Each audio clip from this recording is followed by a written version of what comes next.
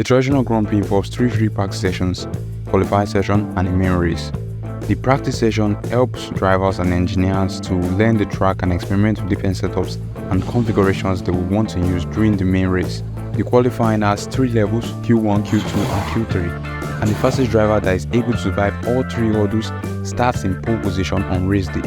On race day, a Grand Prix distance is 305 kilometers. So divide that by the length of a single lap and round it up to a single number, that's the number of laps for the race. Except for Monaco, which is fixed at 260 km, which is 78 laps, because we don't have a 92-minute lap limit. Usually after the formation lap, once all the cars have returned to their correct starting positions and all is well, a green flag is usually waved at the back of the grid and the 5 red lights go on one by one, and then they all go out, and then we have a race start. If all is not well, we get another formation lap.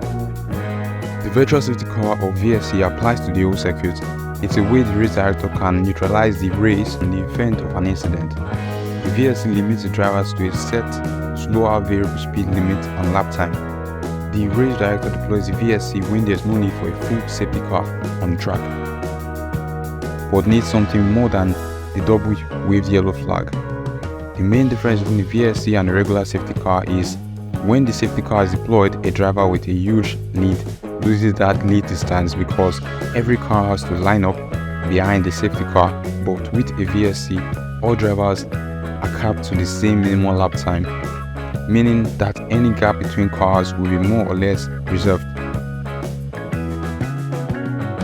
Drivers are permitted to use the drag reduction system (DRS) during qualifying sessions and races when they are within 1 second of the car ahead at a specific detection point within the DRS zone and assuming that most parts of the track are dry.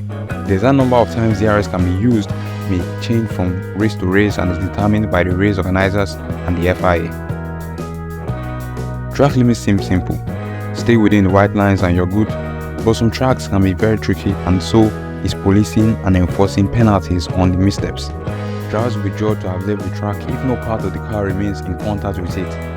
Any white lines defining the track edges are considered to be part of the track, but the curbs are not. So that concludes the 5 main rules for this video. If you want more or would like to add more, let me know down in the comment section. Bye.